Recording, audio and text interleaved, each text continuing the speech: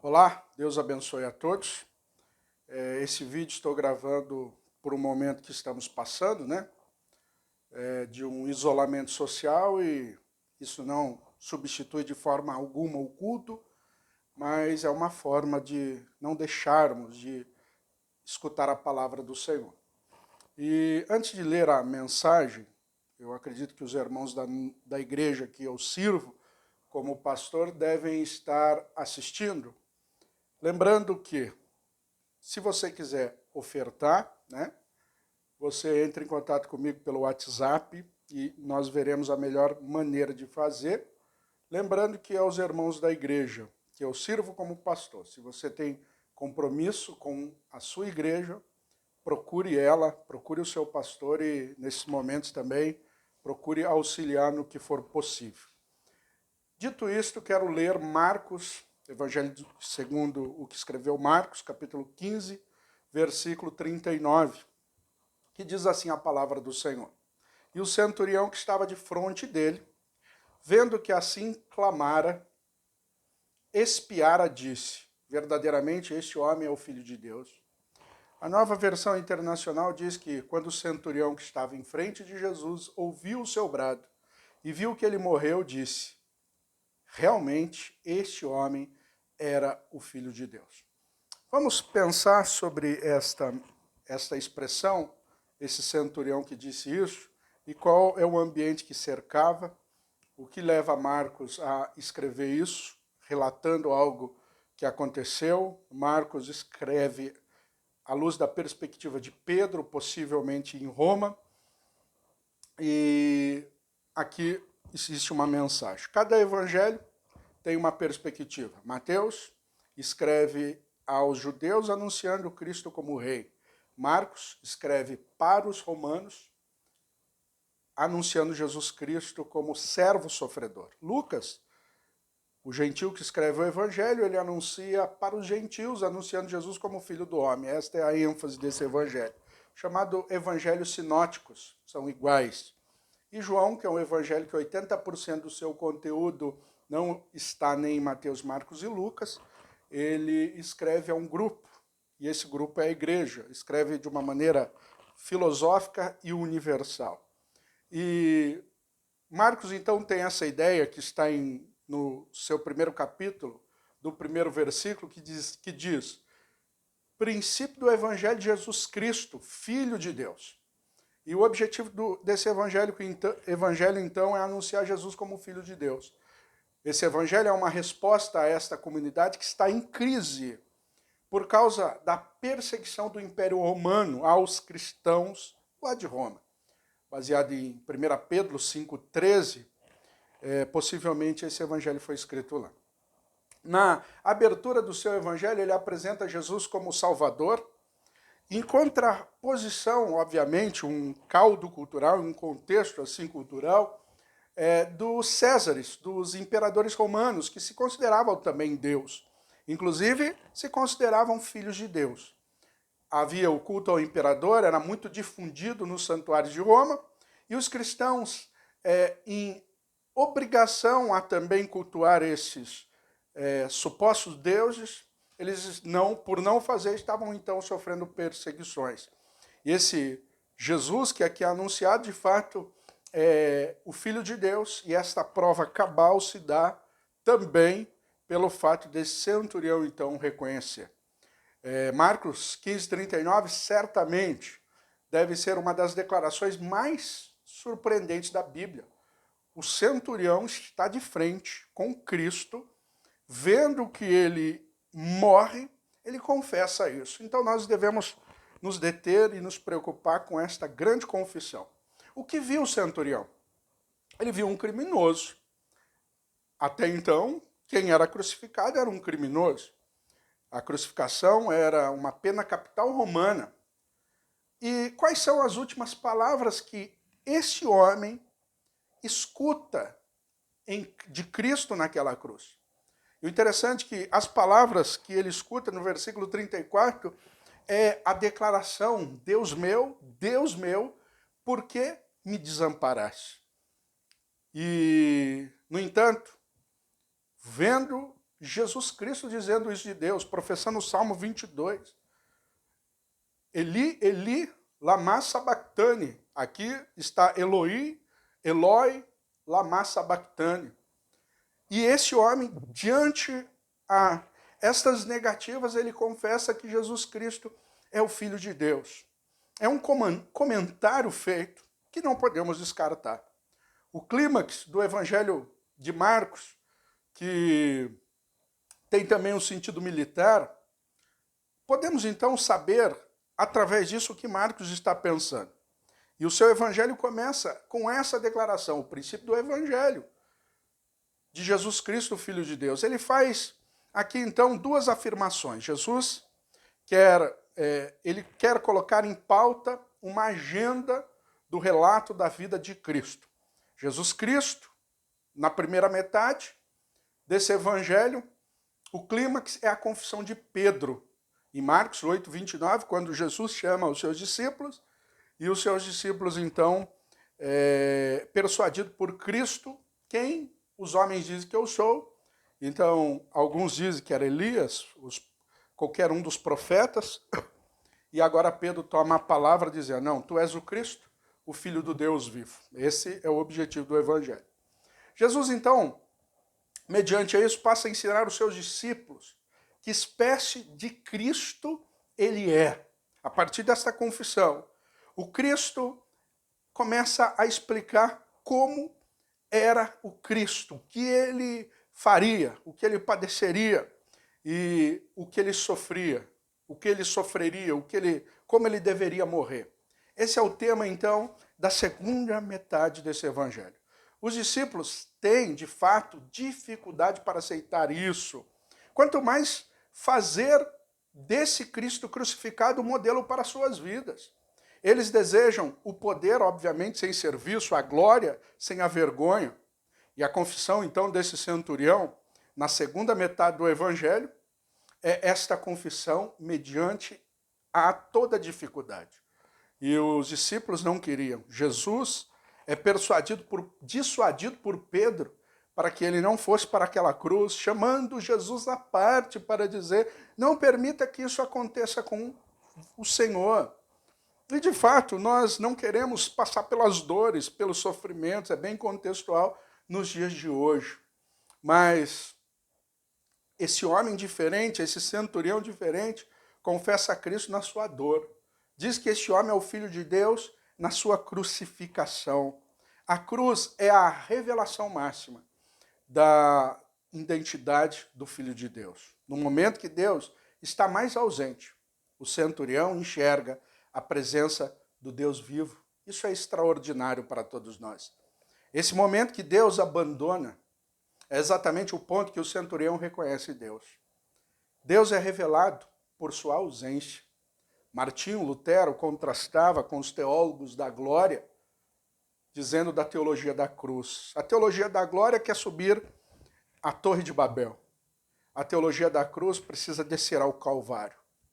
Os teólogos da glória procuram Deus na criação, procuram Deus nos seus sinais, nas suas sentimentalizações, nas suas experiências, nas suas sabedorias humanas.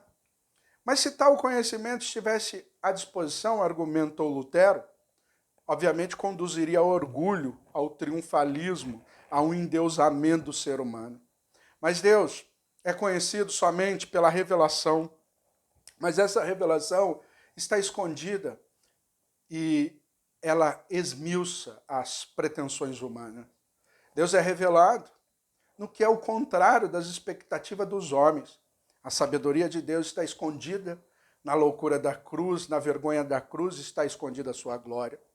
Pela fraqueza da cruz, o poder de Deus está então escondido. Se quisermos, nesses momentos, ou qualquer momento da igreja, descobrir o verdadeiro caráter de Deus, temos que, de fato, olhar para a cruz. 1 Coríntios, capítulo 2, dos versos 2 ao verso 5, diz, porque decidi nada saber entre vós, senão Jesus Cristo a esse crucificado. E foi em fraqueza, temor e grande tremor que eu estive entre vós. A minha palavra, a minha pregação, não consistiram em linguagem persuasiva de sabedoria, mas em demonstração do Espírito de poder, para que a vossa fé não se apoiasse em sabedoria humana, e sim no poder de Deus. Marcos revela um mistério ainda maior. Jesus clamando, por que me desamparaste?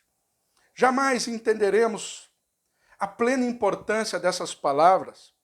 O abandono de Jesus pela humanidade é eclipsada por seu abandono por Deus. Em seu batismo, os céus se rasgam. Este é o meu filho amado, a quem me comprazo. Mas agora o céu está fechado. Jesus está sendo desamparado por Deus. O filho é abandonado pelo seu pai. No momento de maior necessidade e dor do filho, Deus não está ali. O filho clama e não é ouvido. Os recursos familiares, geralmente, são os que mais buscamos em momentos de dores. Mas esse recurso, Jesus não pode ter. O Deus que estava sempre presente. O Deus que ele agora necessitara. Como nunca antes precisou, não estava em nenhum lugar visível. Não havia resposta ao clamor do filho. Não havia consigo. Não havia consolo. Jesus foi deixado sem Deus, sem percepção da sua própria filiação. Incapaz, pela única vez em toda a sua vida, de dizer Abba, Pai. Foi deixado sem nenhuma percepção de amor. O Deus da operação, do propósito divino, nada havia senão aquele porquê. Esse é o grande porquê nos momentos de dores, nos momentos de dificuldade. Mas se construirmos um Deus segundo um cenário mitológico, nós teremos uma percepção que Deus é um super-homem. Deus, como os judeus, obviamente, também esperavam um Messias vindo nas asas do vento, destituindo Roma, salvando eles. Mas a pergunta do Filho de Deus é por quê?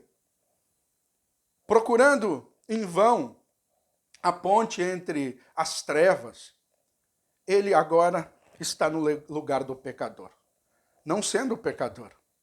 Agora ele está no lugar do sem lei, e como tal foi banido num buraco negro a qual pertence os sem leis, e onde não pode ouvir sequer um som, a não ser o seu som. Por que me desamparaste? Essa foi a única palavra do filho em sua agonia final, ao estender as mãos ao Deus de quem tão desesperadamente precisava, mas enquanto ele no lugar do pecador. Ele não conseguia mais discernir de cuja presença ele era o proscrito, propósito. Não havia acordo. Deus não poupou o seu próprio filho. Ele teve de ser tratado não como um filho, mas como o representante do pecado. O pai e o filho amam de fato um ao outro com um amor perfeito por toda a eternidade. Jesus, ele sempre diz, principalmente no Evangelho de João, que o filho ama o pai, como também o pai ama o filho. E para ver o filho, para ver o pai, basta olhar para o filho. No entanto, naquele momento, eles estavam rompidos, a divina comunidade é quebrada. O pai e o filho que habitam mutuamente entre um e outro, é contido pelo outro, são agora separados. O pai experimenta a perda do seu filho, também o filho suporta o abandono judicial do seu pai. Jesus morre, carregando todos os efeitos do pecado e toda a força da ira de Deus. Estava sozinho, abandonado. A distinção das pessoas divinas é expressa de forma aqui extrema. Deus está dividido de Deus. A possibilidade de Deus ser dividido de Deus só faz sentido se Deus for uma comunidade trinitariana. O Deus Pai, Deus Filho e o Deus Espírito Santo, que compõem a unidade divina, mas distintos em pessoas. Somente se houver essa distinção, poderia Deus ser desamparado por Deus, senão não havia esse sentido. Deus unido a Deus, a cruz revela não somente as distinções, mas a união. Dentro de Deus, como também um propósito, como essa divindade, reconciliar consigo a humanidade. Quando Jesus dá o último suspiro, lemos que o véu do santuário se rasga de alto a baixo. Marcos 15:38.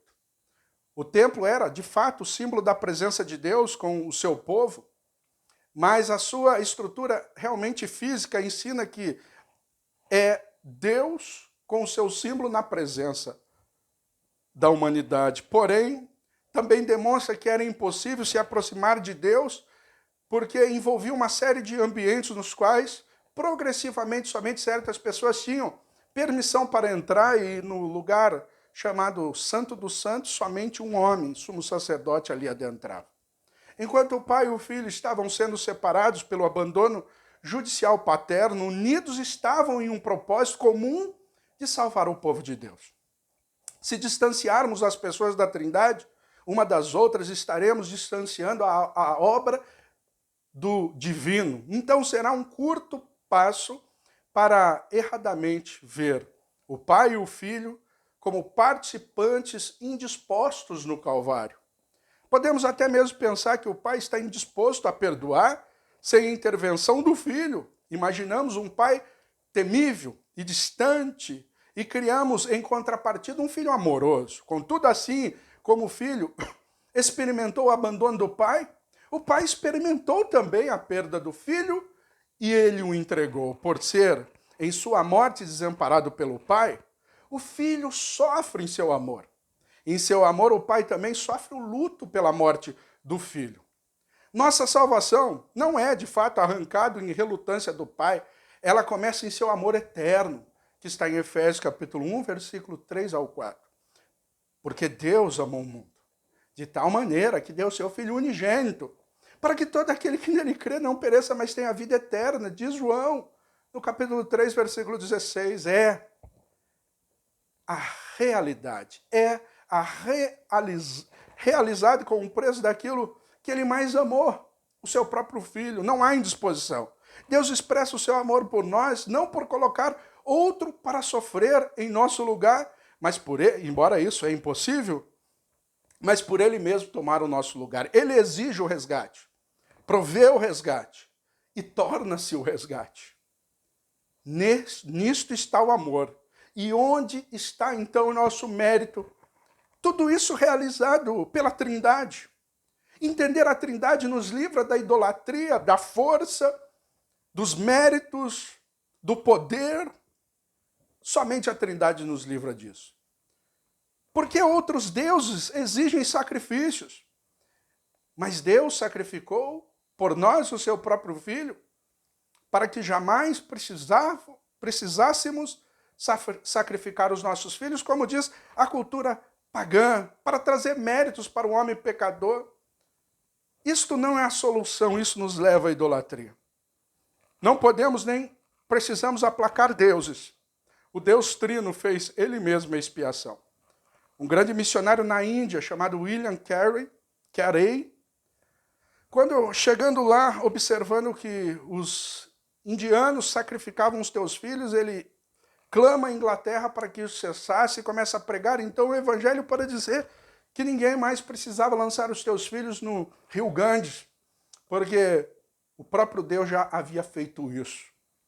Os ladrões do lado da cruz foram mortos por Roma e os seus soldados que o mataram, mas Cristo não. Ele não é vítima das autoridades romanas. Não foi Roma que fez isso. Muito menos ele é vítima passiva do seu pai. Ele está interagindo com tudo isso. Não é também vítima do Espírito. Ele é o agente ativo da sua própria morte, oferecendo livremente a si mesmo por amor ao seu povo. Ele disse que ninguém poderia tirar a vida dele, mas ele entregaria. Na sua dor e no seu sofrimento ele tem autoridade. Não resta dúvida para o incrédulo. Centurião, ele é o Filho de Deus. Não resta dúvida para o crente. Ele pode nos salvar. Deus é revelado não pela sabedoria, não pelos milagres, mas pela humilhação da cruz. Somente a fé percebe na loucura da cruz a verdadeira sabedoria de Deus.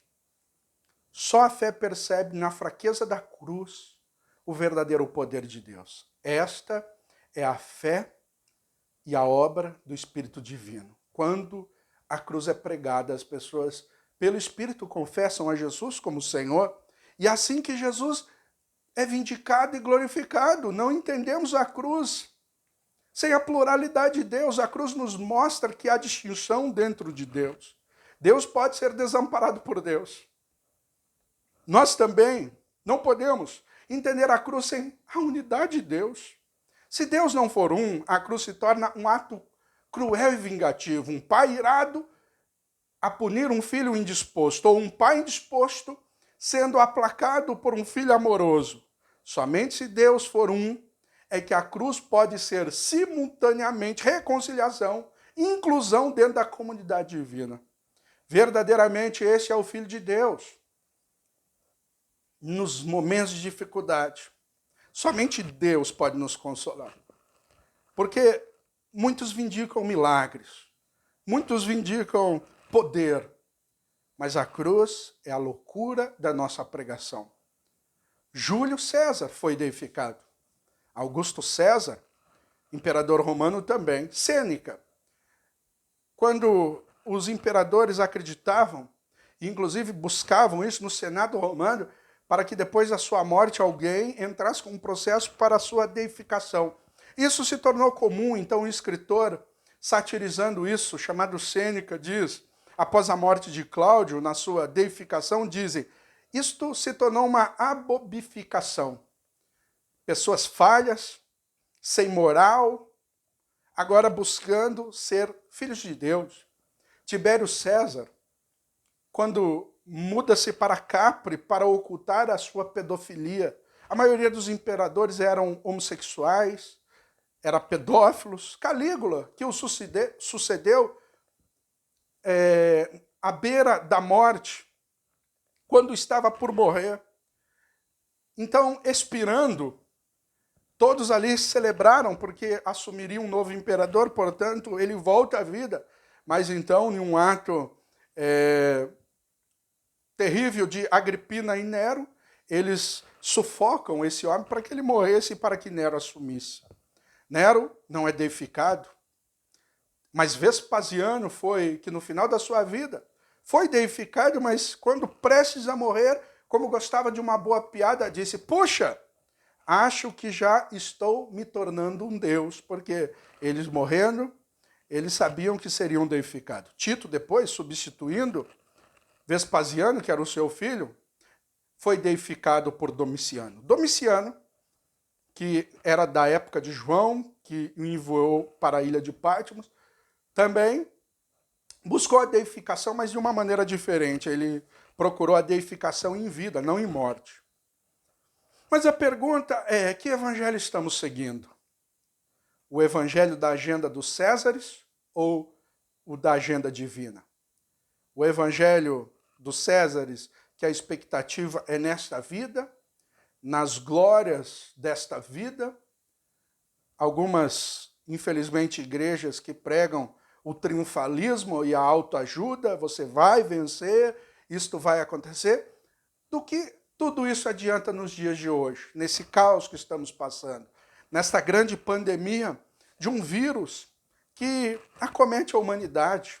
80% da população pode sofrer os impactos desse vírus, embora o grau de letalidade, dependendo do grau de risco da comunidade, não é tão perigoso assim, mas estamos alertas. Muitos podem morrer. O que adianta, de fato, o cristianismo nesses tempos? Que evangelho, de fato, estamos seguindo? Será que a nossa intenção é os pães e peixes que Cristo pode nos oferecer? A fraqueza de Deus na cruz vence o nosso maior poder, que é o pecado. Tem uma linguagem militar que eu acho muito interessante, que está em Colossenses 2,14, que diz que a cédula que era contra nós e as tuas ordenanças, Jesus Cristo arrancou do meio de nós, que outra forma nos era contrário, cravou naquela cruz e despojou principados e potestades e triunfou em si mesmo.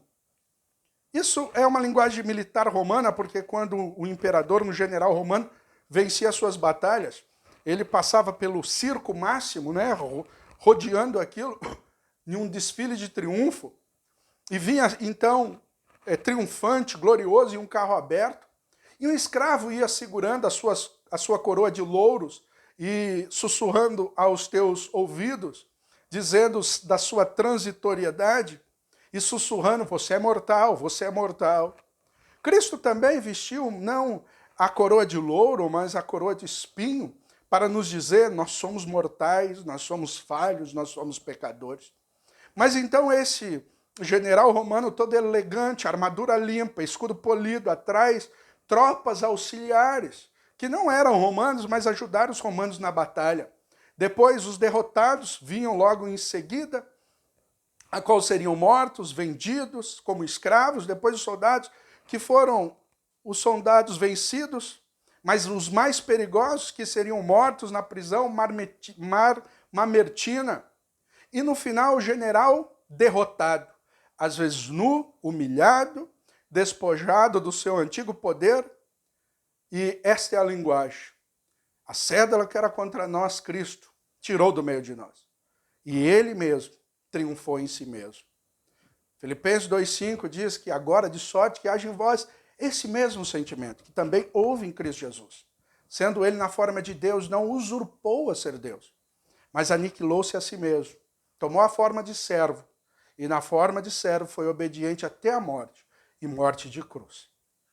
Mas que também Deus o exaltou soberanamente, deu-lhe um nome, sobre todo o nome, para que o nome de Jesus se dobre todo o joelho, nos que estão nos céus, na terra e debaixo da terra. E toda língua confesse que Jesus Cristo é o Senhor. Não havia glória para aquele homem, para aquele centurião. Ele tinha na sua história Césares, imorais, perniciosos, nocivos, adúlteros, infames. E agora ele vê aquele homem sendo sacrificado. Em contraste a tudo isto, esse centurião, na fraqueza da cruz, na humilhação do Deus Filho, ele reconhece: este é o Filho de Deus. Que possamos fazer isso, não por interesses pelos pães ou pelos peixes, mas pelo valor da cruz, pela salvação. E essa salvação, ela está muito bem expressa em 2 Coríntios 5,14. O amor de Cristo nos constrange, julgando nós assim: se um morreu por todos, logo todos morreram. E se ele morreu por todos, para que agora aqueles que vivam, não vivam mais para si, mas por aquele que morreu e ressuscitou. Assim, que daqui por em diante ninguém conheçamos segundo a carne, e ainda que também tenhamos conhecido Cristo assim, segundo a carne, segundo a nossa fraqueza, isto é, conhecemos Cristo porque ele faz milagre, porque ele tem poder, porque ele ressuscita, porque ele vai me dar uma casa boa. Não mais conheçamos Cristo assim.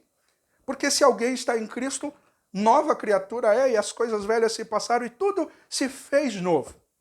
E tudo isto provém de Deus, que reconciliou consigo mesmo por Jesus Cristo e nos deu o ministério da reconciliação. Isto é, Deus está em Cristo, reconciliando consigo mesmo o mundo, não lhes imputando os teus pecados, e pôs em nós a palavra da reconciliação. De sorte que somos agora embaixadores da parte de Cristo, como se Deus por nós rogasse. Rogamos-vos, pois, da parte de Cristo, que vos reconcilieis com Deus. Aquele que não conheceu o pecado, se fez pecado, para que nele fôssemos feitos justiça de Deus. Os judeus pedem um sinal, os gregos pedem sabedoria, mas nós pregamos a Cristo crucificado, que é escândalo para ambos, mas é o poder para nos salvar. Procure saber sobre o Evangelho, desse grande propósito de Deus, porque nada hoje faz sentido, a não ser a morte do Filho de Deus. Tudo converge a isso. Como estamos relacionando com esse Deus? Que o Espírito poderoso de Deus possa lhe converter a Cristo. Somente Deus pode fazer. Somente Deus pode nos aceitar. A pregação de Atos 2 de Pedro não foi Pedro que persuadiu aquele povo a aceitar a Cristo, mas foi aquele povo que disse: o que faremos nós para sermos salvos. E a retórica de Pedro, como a nossa, é: arrependei-vos, arrependei-vos, arrependei-vos. Quero orar por você. Sublime e soberano Deus, te louvo e te agradeço pela tua palavra que nos dá tranquilidade em meio às aflições do nosso coração. Pai Santo, lhe glorificamos por Cristo. Queremos aprender sobre Cristo, que é o que o Senhor fez por nós, a qual está na doutrina através da tua palavra. Que esta fé possa ser alimentada de fato. E nós sabemos que a fé vem pelo ouvir e ouvir a tua palavra. Abençoa-nos nesse momento, nos livra de todo mal, nos cerca com os teus benefícios. Seja aplacada a tua ira pela morte do teu filho. Salva o teu povo. Abençoa aqueles que ainda não fazem parte da tua santa igreja. Traga-os para ela, pela pregação fiel da tua palavra. Para a glória do teu nome eu oro, e em nome de Cristo, somente no nome de Cristo, abençoa o teu povo. Amém. E graças a Deus.